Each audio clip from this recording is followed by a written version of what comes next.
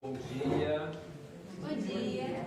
Que a paz possa estar conosco, a paz de Jesus. Nós vamos falar hoje sobre um tema, fatalidade. E eu me animei de falar desse tema porque eu vi uma postagem no Facebook. Eu sigo uma página que é Historiando, não sei se vocês conhecem.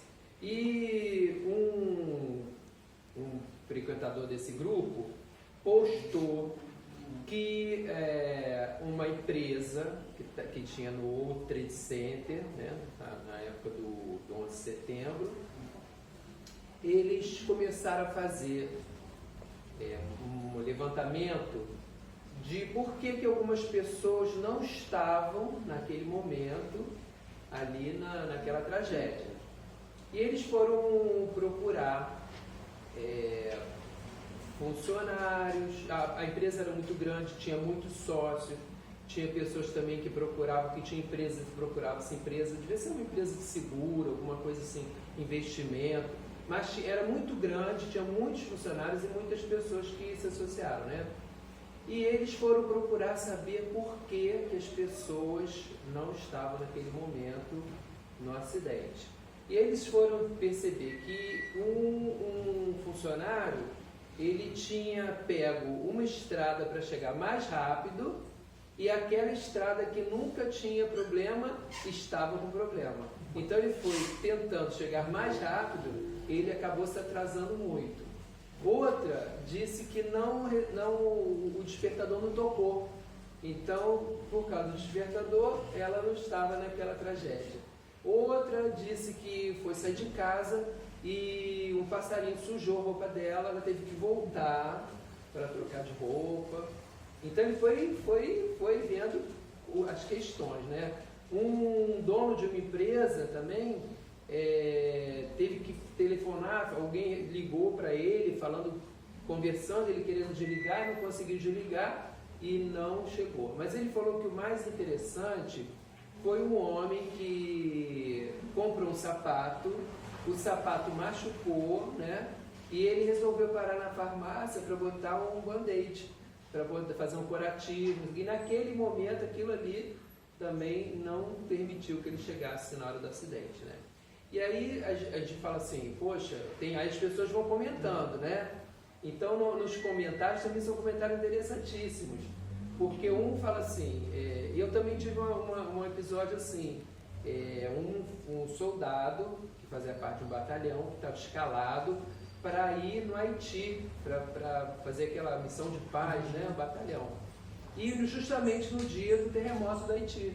Mas ele não sabia, então foram lá e a turbina deu um problema, eles ficaram um tempão para resolver, naquele calor, disse que era um calor muito grande que tinha no aeroporto, né? Eles ficaram dentro do avião e reclamando, aquela turbina depois de muito tempo começou a funcionar e eles receberam no caminho, eles receberam a notícia que tinha acontecido o terremoto no Haiti.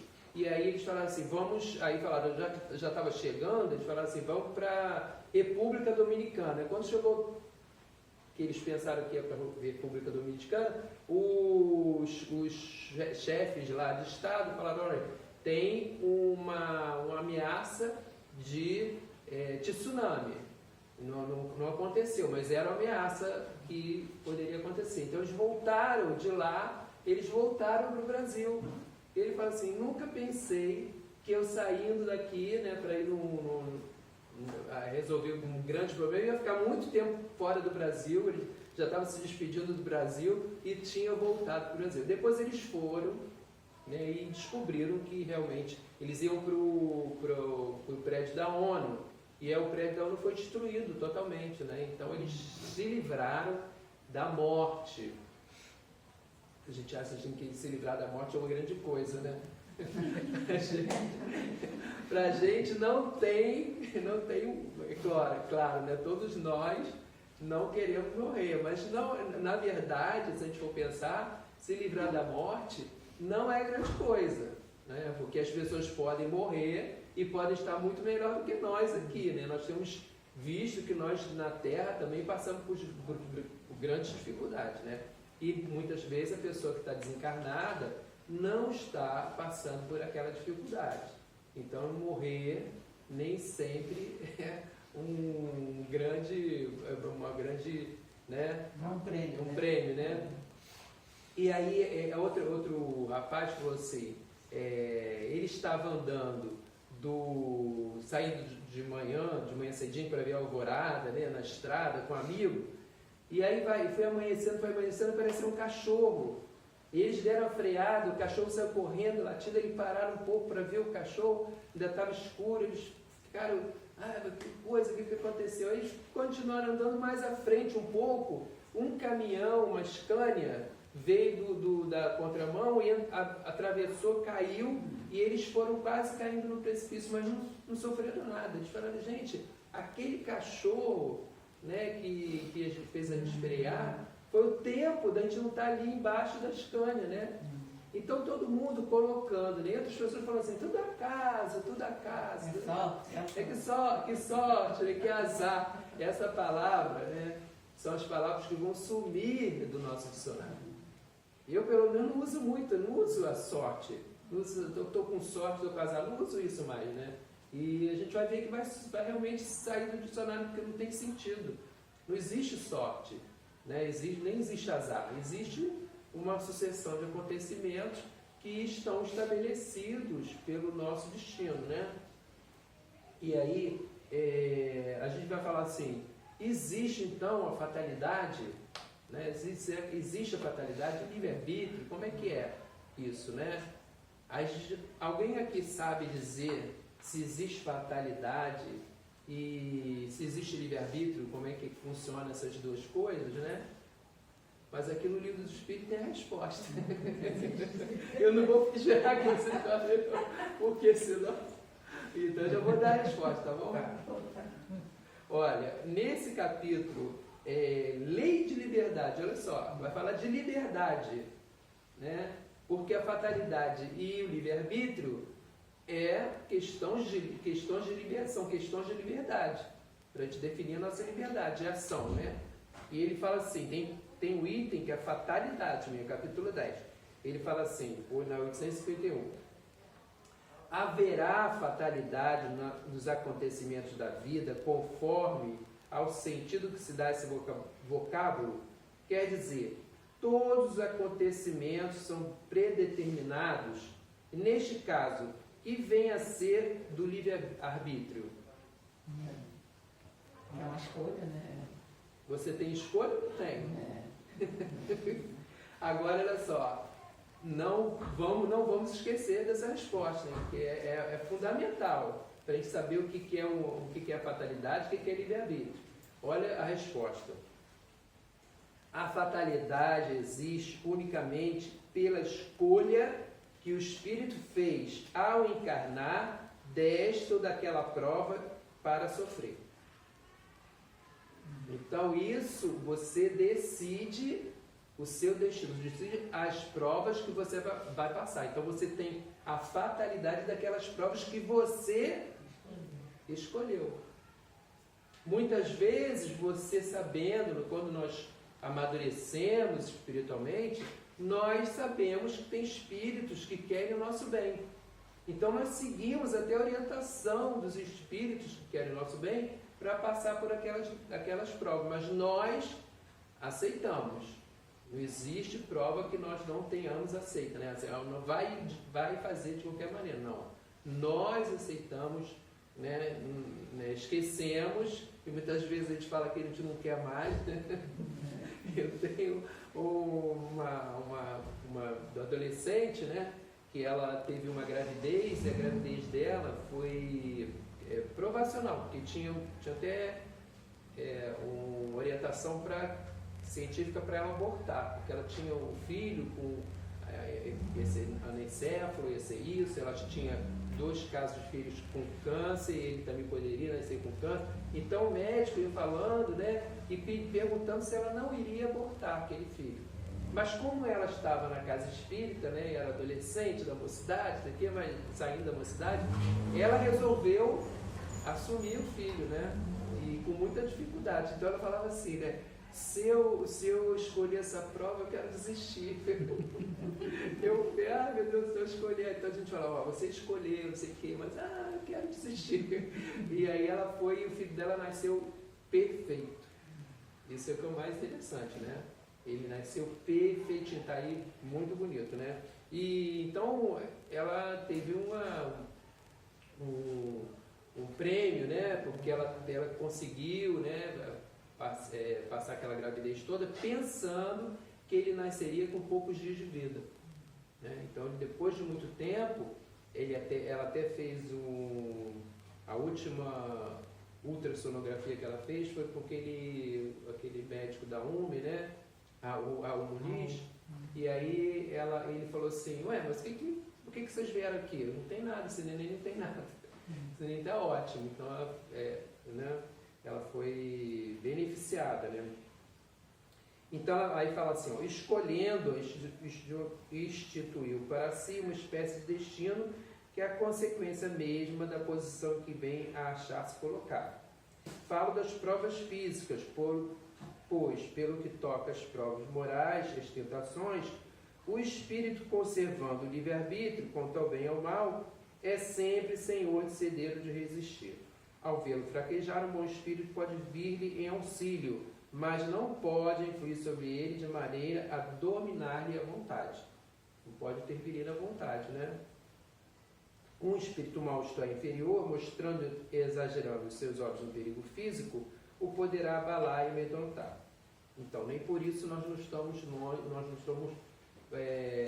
somos senhores da nossa vontade, né? Não tem ninguém que possa controlar a nossa vontade. Pode interferir, pode influenciar e muitas vezes nós não cedemos a essas influências, né? Mas nós somos senhores da nossa vontade. Ninguém pode determinar a nossa vontade, né? Então ele fala isso e a gente então vai pensar. Então nós somos senhores da nossa escolha na hora que nós decidimos encarnar. Esse é o livre-arbítrio. E durante a encarnação, como que a gente reage às fatalidades. Então nós temos umas fatalidades determinadas, nosso destino são cheios de acontecimentos, e alguns acontecimentos muito importantes são fatais, para a gente poder seguir o caminho e evoluir. Então, mas nós também escolhemos aquele destino. Quando nós passamos por situações difíceis, nós fomos aqueles que escolhemos. Agora, essas fatalidades, elas podem ser alteradas? Por exemplo, encarnado, qual é a maior fatalidade que existe na vida de um encarnado? Morrer. Ninguém vai alterar, né, o dia da morte, mas pode alterar. Mesmo o dia da morte não é um dia absolutamente marcado. Nós temos aquele dia, aquele momento já estabelecido para morrer, mas isso pode ser alterado também, né? E em espírito, qual é a maior fatalidade? Felicidade. Né? Crescimento, progresso. Como o Emmanuel sempre fala, a vida vitoriosa. A vida é sempre vitoriosa. Não importa o que aconteça, a vida é vitoriosa. Ela não tem como abalar a vitória da vida, porque nós podemos estar caídos, mas nós vamos sempre viver. Né? Então a fatalidade do espírito é a evolução, a iluminação. Né? Mas aí nós temos aqui, vamos ver, André Luiz, vocês conhecem esse livro, né? André Luiz, o espírito médico, né? Ele que trouxe a ideia do suicídio indireto. Muita gente não sabe que existe o suicídio direto, né? Mas ele vai trazer aqui, porque ele, quando estava no umbral, ele ouvia daqueles outros espíritos chamando ele de suicida. Suicida, suicida, suicida. De todas as classificações que ele teve, né? Você não presta, mas aquela ficou marcada, que ele falou, gente, eu não sou suicida. Ele não pensava que ele era suicida, né? E ele foi a primeira pergunta que ele fez, né? Ele fala assim, o Henrique de Luna, quando recebe, depois que ele passa pelas câmaras, tudo que ele está lá, ele fala assim: é de lamentar que tenha vindo pelo suicídio. Aí ele fica: creio que haja engano, asseverei Menindrado. Meu regresso no mundo não teve essa causa. Lutei mais 40 dias na casa de saúde tentando vencer a morte. Sofri 2 operações graves devido à oclusão intestinal. Então ele achava que ele estava lutando, que aquilo ali era uma prova de que ele valorizava a vida, não era suicida, coisa nenhuma. Inclinando-se atencioso, indicava determinados pontos do meu corpo. A moléstia talvez não assumisse características tão graves se o seu procedimento, olha só, hein, mental, no planeta, porque ele teve, né? Ele teve também o agravante de ter bebido, ele teve o agravante de ter menosprezado as suas energias, né? Mas o principal, ele falou assim: seu procedimento mental no planeta estivesse enquadrado nos princípios da paternidade e da temperança. Se ele tivesse transformado os sentimentos, as emoções dele, ele poderia receber do outro, né, energias que fossem fortalecer aquela enfermidade. Ele não precisava ter chegado àquele ponto, porque ele não tratava bem o outro, né? Ele fala assim: entretanto, seu modo especial de conviver, muitas vezes exasperado e sombrio, captava destruidoras vibrações naqueles que o ouviam. Nunca imaginou que a cólera fosse manancial de força negativa para nós mesmos? A ausência de autodomínio e a inadvertência no trato com os semelhantes, está vendo? Tratando o outro diferente, aos quais muitas vezes ofendeu sem refletir, conduziram-no frequentemente à esfera dos seres doentes e inferiores. Tal circunstância agravou muito seu estado físico.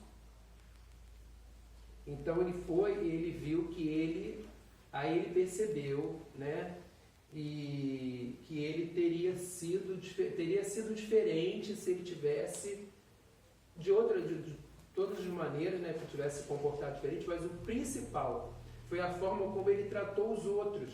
Tratava os clientes, né, ofendia, diminuía, né? Porque naquela época a medicina era muito ligada à ciência e ao corpo físico. Então ele como médico só tratava do corpo físico. Ele não queria saber da emoção, de como a pessoa estava se sentindo. Ele tratava do corpo físico e achava que aquilo estava bom. Não queria saber que a pessoa estava ali triste, não queria saber nada. Ele tratava daquela doença e vamos embora, né? Então esse comportamento dele gerou nele um entorno, né, aquelas pessoas pensando nele de forma negativa. E ele também com cólera, com tudo isso, foi desgastando o corpo dele e trazendo esse processo, né? Então, nós também, né? Quantas vezes nós não nos damos conta de que aquilo que nós... A Página hoje falou isso, né? A página foi muito própria, né? Fala isso, que às vezes a gente fala uma coisa aqui, mas quando sai daqui a gente tem um comportamento completamente diferente, né? Nós não temos aquele comportamento, nós temos uma reputação às vezes, né? As pessoas têm uma reputação, acreditam que a gente é isso, que a gente é aquilo. Mas lá fora o nosso caráter é outro. Como ele falou, o caráter inconfessável, você lidando com outra pessoa, você tem processos inconfessáveis, né? No lidar com outra pessoa, você está ali na sua mente, no seu coração, pensando e agindo coisas que a pessoa nem imagina. Porque você tem uma reputação, aparece de uma forma, você faz todo um marketing. Hoje não só tem marketing pessoal, é tudo, né? Você se apresenta de uma forma, você fala bem, você não sei o que está tudo na cabeça, e depois lá no fundo você está... Como é que você está, seu coração? Não é? Isso é que importa, ele fala aqui na página, isso é que importa, isso é que é importante. Não é o que você faz, é o exterior. É como a gente fala assim, o publicano, né? O publicano que você como túmulo, né? Caiado por fora e podre por dentro. Mas aí nós temos também outro caso, que é um caso de você ter uma moratória. Né? Então nós vimos o caso de pessoas que podem antecipar a sua ida, né? Cheio de energia, e ser um suicídio tanto direto quanto indireto, mas nós temos também casos de moratória. Eu lembro que o Divaldo, ele falou, né, confessou que ele teve uma moratória.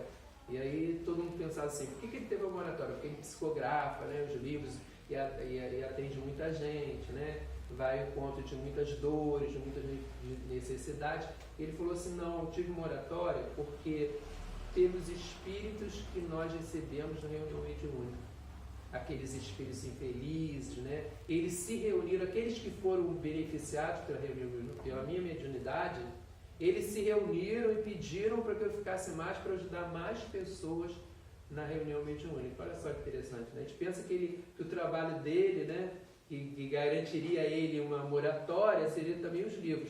Mas ele deve ter pego outros moratórios, porque até hoje ele está de um jeito que a gente nem acredita, né?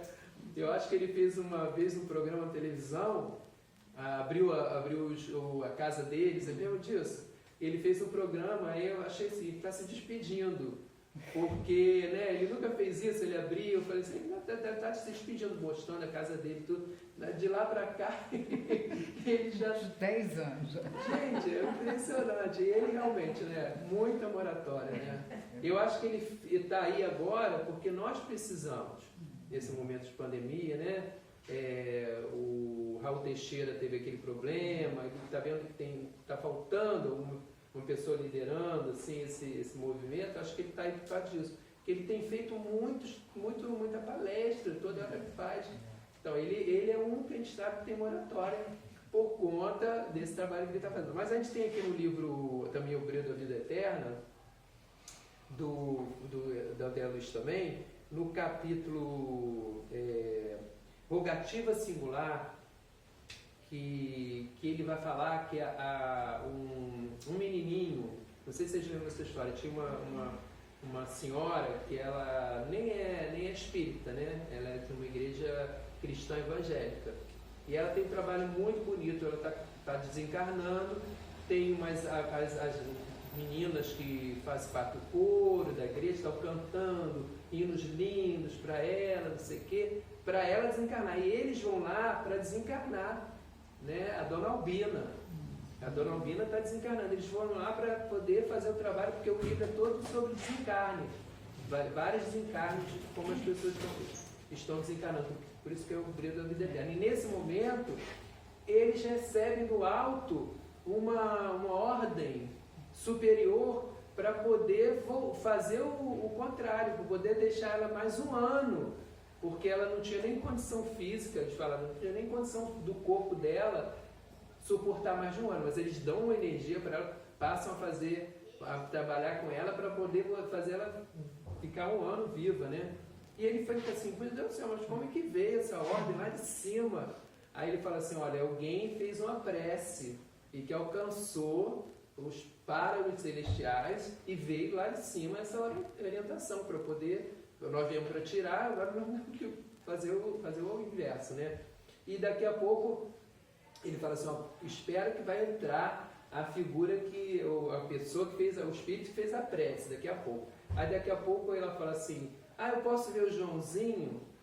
Pode, já vi um garotinho correndo, vovó. Era o neto do coração. Aí ele fala assim, foi ele que fez a prece. Aí eu falo, mas ele nem sabe que está acontecendo tudo isso, que a gente está aqui desencarnando ela.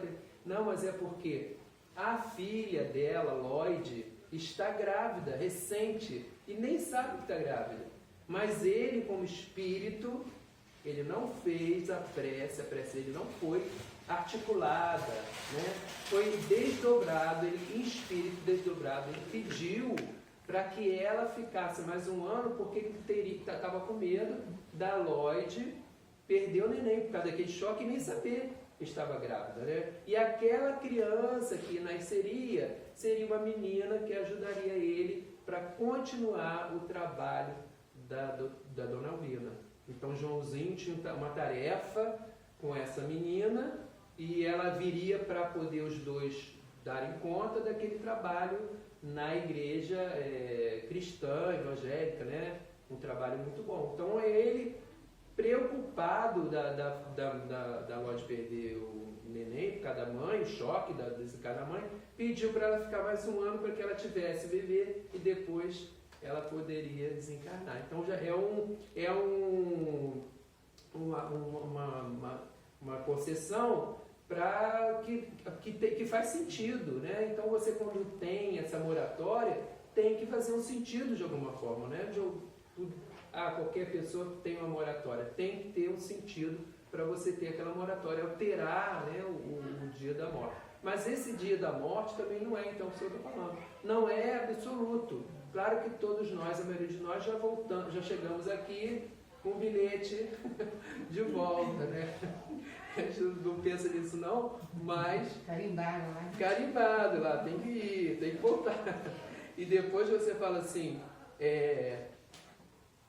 mas eu não é agora, não é agora. Espera mais um pouquinho.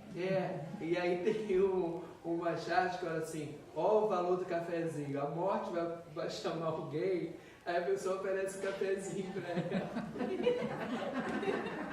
Ó o valor, e fala assim, que valor o cafezinho, porque a morte toma um cafezinho, fala assim, eu vou dar mais um tempinho para você. Muito bom, né? Porque realmente, agora tá doido, matando todo mundo. Que alívio o cafezinho. Aí ele fica mais um tempo por causa daquele cafezinho. Mas olha o que ele fala desse Joãozinho, né?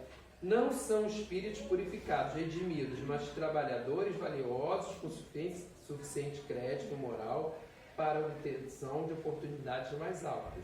Apesar da condição infantil, o servo reencarnado, pelas ricas percepções que o caracterizam fora da esfera física, recebeu o conhecimento da morte próxima da nossa venerável irmã.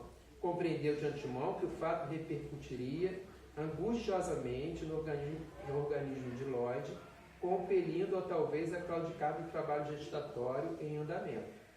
A carga da dor moral conduzi-la-ia efetivamente ao aborto, imprimindo profundas transformações no rumo do serviço que João é feliz portador. Então, por isso, ele já tinha condição não era espírito purificado, mas tinha essa condição de saber, de perceber que aquele caso poderia dar no aborto, né? Então, muitas vezes nós também temos uma oração, né, que é nosso objetivo maior. Mesmo que a gente não saiba, nós estamos pedindo alguma coisa, né, ao alto. E muitas vezes nós achamos também que estamos pedindo alguma coisa para lá, né? Nós pensamos conscientemente que estamos pedindo alguma coisa numa direção que a gente acha que quer, mas no fundo, é o que eu falei, no fundo que vale o nosso coração. É a nossa vibração que sobe, que vai subir ao alto mais do que o que nós falamos, né? Então, muitas vezes, nós pedimos alguma coisa, mas nós estamos querendo, na verdade, outras coisas, né? Isso aqui prova que o próprio Joãozinho, encarnado, ele não tinha noção disso.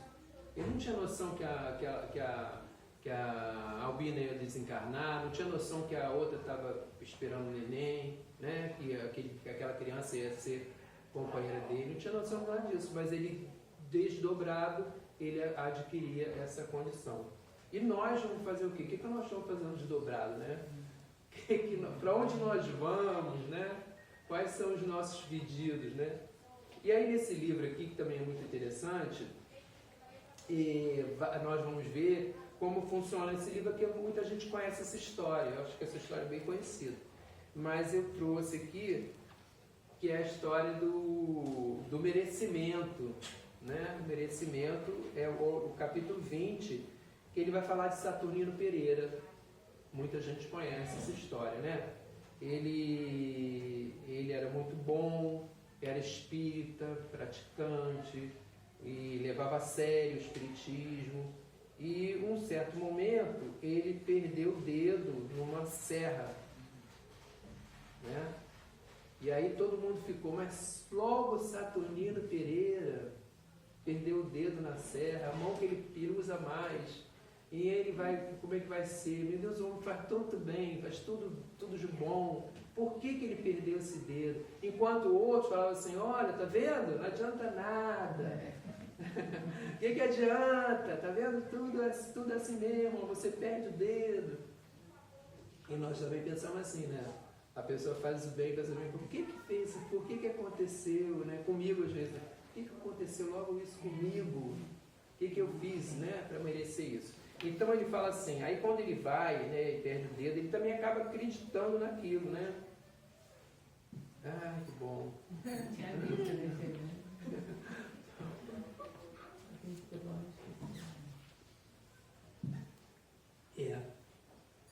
Deixa eu ser bem.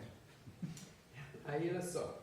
E aí, quando ele vai no centro espírita, ele passa por aquilo e ele fica, realmente, né? Por que aconteceu comigo? Porque ele não tem aquele pensamento nosso, a pessoa começa a falar e começa a pensar direito, né? Aí ele vai no centro espírita que encontra um mentor.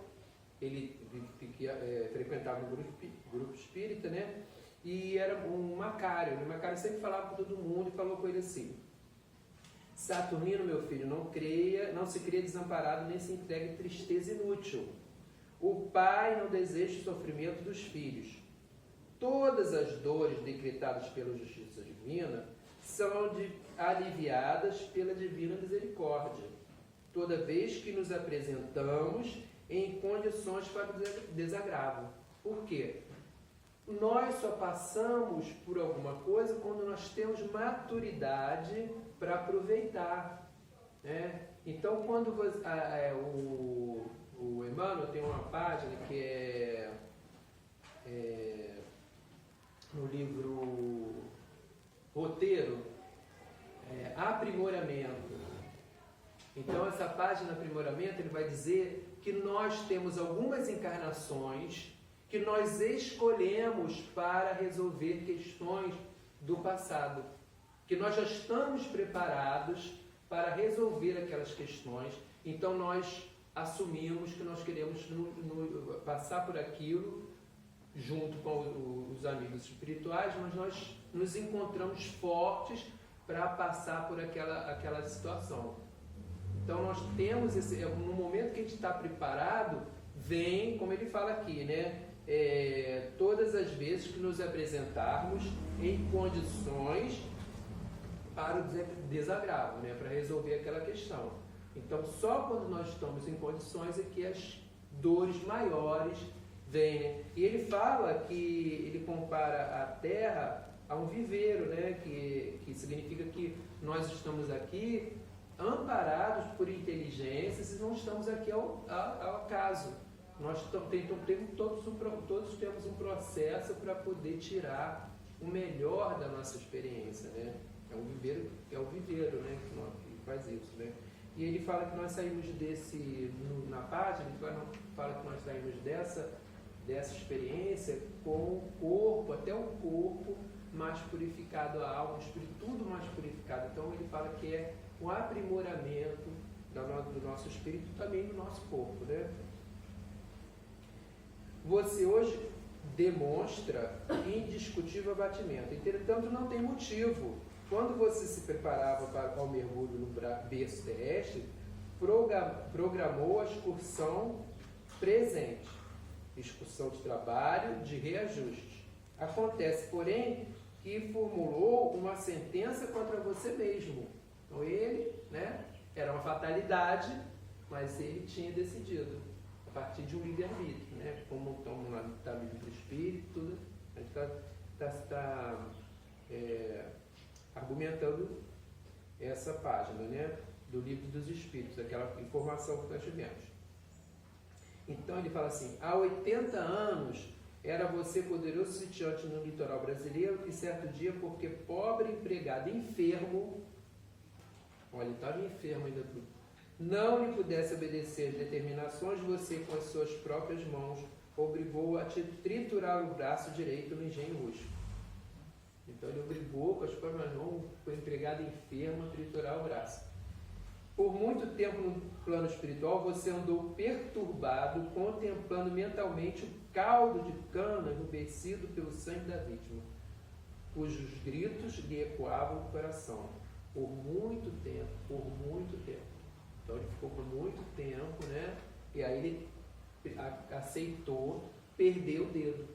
E aí depois ele volta, né? Quando ele sabe disso, ele tinha pego um tempo para ficar em casa, né? Uma liberação do trabalho. No dia seguinte ele volta ao trabalho, né? Todo mundo, não, estou muito bem. Ele soube que ele foi querendo, na verdade, recebeu um benefício, né? Então ele quis voltar ao trabalho, né? Voltar tudo, porque ele sabia que o trabalho é que tinha dado a ele, né? O trabalho é que é a nossa moeda. Nós hoje em dia não temos muito para oferecer, né? De questões morais, né? De maturidade, né? Mas nós podemos trabalhar. O que nós podemos fazer é trabalhar para poder conquistar esse merecimento, como diz o livro, né? O merecimento. Então nós podemos alterar também o que vai acontecer conosco com o trabalho. E aí Joana vem falar assim, nesse capítulo 148, esse livro em Vida Feliz, ela fala assim: todos sofrem enquanto estão no mundo. Todos nós sofremos, né? Mas a gente olha uma pessoa e fala assim: caramba, ele não sofre nada, né? Eu estou sofrendo tanto, né? Mas não sabe o que passa a pessoa, né? A pessoa olha para a gente e não sabe, né? A dor é um método eficiente para a renovação quando falecem os benefícios do amor não vivido. Então, na verdade, nós deveríamos vivenciar o amor e através das renúncias que nós fizéssemos, né? Por causa de alguém, algum amor que nós teríamos, né? Não amor assim só pelo outro, né? Amor pela família, amor pela sociedade, amor de todas as maneiras. Então esse amor poderia atenuar os rigores das nossas dívidas. Mas como nós frequentemente não exercitamos esse amor, não vivenciamos esse amor, nós sofremos, né, a dor. Diante desta fatalidade inevitável que o espírito enfrenta nos mais variados matizes, cumpre-lhe recebê-la com dignidade e confiança. O que hoje se apresenta atormentante, ameaçador, amanhã se converte em paz. A doença física ou mental, a aflição econômica ou moral, hoje nós estamos, tudo que a gente vê por aí, né? Economia, moral, tudo, né? Eu vi nós estávamos falando muito disso dos jovens, né? E uma mãe que é médica, até ela cancelou uma conta da filha que estava com 6 milhões, não sei quanto de... Vocês viram isso? Eu vi. Com 6 milhões 2 milhões. Hã? 2 milhões. 2 milhões? Então, ela cancelou porque ela não queria, ela estava achando aquilo muito... Ela falou, a gente tem que ser feliz em off, antes de ser feliz na rede, né? Ela era uma influenciadora, né? Mas aí estava vivendo a vida dela, muito 14 anos de idade, somente com essas coisas fúteis. Não, eu estou falando porque na evangelização tem crianças de 10, já está assim, entendeu? Já está querendo curtida, querendo crianças se relacionando com isso e achando que quando você não é curtido, quando você não tem likes, assim, você se deprime. Né? Uma questão grave nesse caso específico, porque por ser influenciadora, ela queria roupa toda hora. Aí quando a mãe dizia que não adiantava, porque as grifes davam roupas a ela. Porque como ela tinha 2 milhões de seguidores, era uma propaganda. Então, era um marketing, né? Eu sempre falo de um filósofo que já partiu, que eu acho que todo mundo devia ler, é uma entrevista que tem no YouTube pela Globo News em 2011, que é o Zygmunt Bauman. Ele faz uma análise perfeita do que está acontecendo agora E ele faz um desdobramento histórico, né, desde a Revolução Industrial até os tempos de hoje, né, quando ele finaliza com a modernidade líquida. Mas a modernidade líquida, esse termo líquido, valores líquidos, já tem no Emmanuel, sabia? Tem uma página que ele fala valores líquidos. Então a gente tem, até meu irmão tem, que ele fala, porque ele trouxe... É a análise que ele fez, assim, não é um filosofeio, né, daqueles caras que falam aquelas coisas que a gente entende. Então ele fala assim, deixando resultados, então todas essas aflições, elas deixam resultados conforme o grau de elevação pessoal, através do qual foram recebidos. Porque nem tudo a pessoa transforma em ação negativa, reação negativa, né? Depende de como a pessoa recebe aquilo e como que ela devolve. Essa é nosso livre-arbítrio também, né? Todo mundo recebe alguma dificuldade, mas cada um responde àquela dificuldade de forma diferente. Uma pessoa pode ficar desesperada porque cortou o ponto do dedo. Outra pessoa perde uma perna e não fica já começa a se renovar, fala, não, estou bem, foi bom, foi melhor, vou recuperar a minha autoestima, vou fazer as coisas. Então cada um tem uma forma de receber uma notícia, né? Uma fatalidade. A fatalidade é a mesma. Mas a forma como você recebe, a dimensão, o drama que você faz, ou o sofrimento que traz é relativo, né? Diferente para cada um. Exatamente a página, né? Conformismo e conformação. Isso mesmo. Essa página foi maravilhosa, né? Eu achei linda essa página. Conformismo e conformável. Não se considere, pois, infeliz quando sofrendo. Retire os benefícios da injunção expositiva e segue adiante encorajado. Retira o benefício daquilo que está acontecendo, né? E segue encorajado. Então, nós temos nada melhor do que para ferir a nossa condição moral do que uma dor, né? Do que uma dificuldade. Aí você vai ver que aquela pessoa, como é que aquela pessoa lida com aquilo, né? As pessoas falam, e depois quando ela vai tá na experiência, aí que você vai ver. Eu lembro do Viktor Frankl, que ele escreveu um livro, né? Um psicólogo no campo de concentração. E ele lançou, agora tem a corrente, né? Logoterapia, né? Eu acho que é. Eu sei que ele, quando era jovem, olha, na época dele, né? Quando a pessoa fazia segundo grau, vamos dizer o que é para nós segundo grau, eles tinham que apresentar uma tese. É uma tese, assim, como se fosse tese de mestrado. Então, a tese que ele apresentou foi da busca do sentido, da necessidade, da importância da busca do sentido para a vida das pessoas daquela época. E o Freud até levou ele para introduzir as palestras, né? E aí as pessoas falavam assim, mas você está falando isso porque você é um psicólogo de consultório. Isso fica muito bem no consultório. Mas você não tem como viver essa experiência, né? Falavam para ele, né? Porque ele era jovem. E aí teve um episódio que teve os alemães pegaram os judeus, ele era judeu, né? A família dele toda. Então ele viu a esposa dele grávida ser levada e morta, os pais também morrerem. E ele tem um livro muito bonito, O Psicólogo no Campo de Concentração. Ele vai mostrar como que ter um sentido, né, ajudou a ele a viver. E como que ele via que ia vindo as pessoas, os judeus, né, quando eles estavam todos vivos, quando ele via que o judeu acordava, todo mundo acordava bem cedo, não tinha muita comida, né?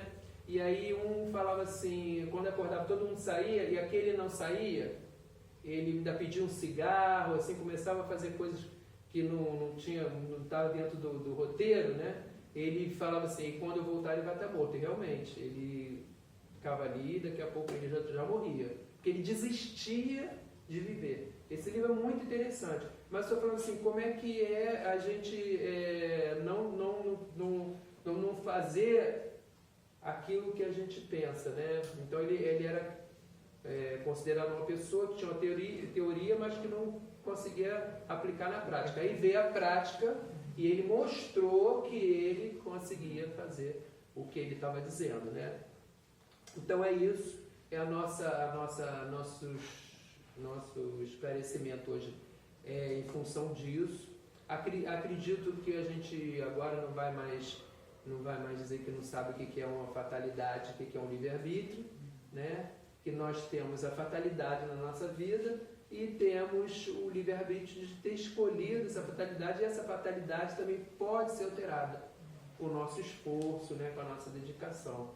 E especialmente, né, nesse momento que nós estamos passando por uma pandemia, com essa grande dificuldade, né, de encontrar com o outro, porque a gente tem muita carência, né? Naquele livro Renúncia, quando o Espírito vai falar para Alcione que ela tem que vir à Terra, né? Que ela realmente decide que quer vir à Terra, aí ele fala assim, mas você sabe que a Terra sofre, estou falando minhas palavras, sofre de uma carência.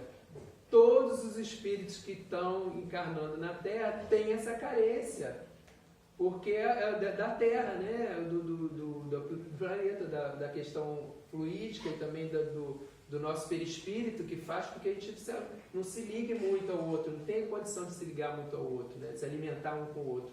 Então ele falou, você, por conta dessa carência, você pode também, você está num patamar, você pode cair. Então muitas pessoas vão à Terra e voltam com mais desafios para vencer. E ela fala, tá bom, vou arriscar. E ela passa, né? Muito bem. Mas assim, nós temos essa carência, né? Nós temos essa carência que é natural. E a gente aí quer o outro, né? É na relação que a gente coloca, faz essa carência diminuir um pouco. Mas agora o outro é um vetor de uma doença, né? Aí pode que você quer procurar o outro, mas você tem pessoas da família que você fica com vontade de procurar, mas você não quer procurar porque você não pode contaminar, a pessoa também pode contaminar você. Então é uma situação difícil.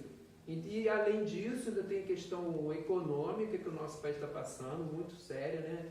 Pessoas que estão perdendo emprego, pessoas que não estão conseguindo trabalhar. E tudo isso a gente vai criando, né, um clima que nós podemos até nos entregar à negação. Agora nós sabemos que isso também é a fatalidade.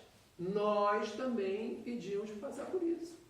Nós construímos isso, né? Hoje em dia nós podemos ver que estão falando aí, né, no aquecimento global, nas dificuldades que estão acontecendo, e nós sabemos que somos nós que somos aqueles que fizemos isso. É nós é que projetamos isso, nós que programamos isso cientificamente, aí não precisa ser nem espiritualmente. Nós sabemos que de tanto tempo para cá piorou e está acontecendo, mas isso que a ciência diz. Mas se fosse antigamente, nós íamos ver uma coisa caindo e a gente nem ia saber que nós somos os responsáveis por isso. Mas hoje até cientificamente nós sabemos que nós somos responsáveis por o que está acontecendo. Então é isso que acontece. A Terra é esse planeta que está recebendo essas almas para a gente progredir. A fatalidade da alma é o progresso. E a fatalidade da encarnação é a desencarnação. Entre esses espaços, nós podemos fazer muita coisa. Se nós formos obedientes, nós não nos revoltarmos, se nós formos mais conformados do que conformistas. Então, que Jesus nos abençoe, que nós possamos levar essas reflexões conosco essa semana para fazer para que caiam como semente, né, nesse terreno fértil do nosso Cristo interior. Muita paz e agradeço a todos a atenção.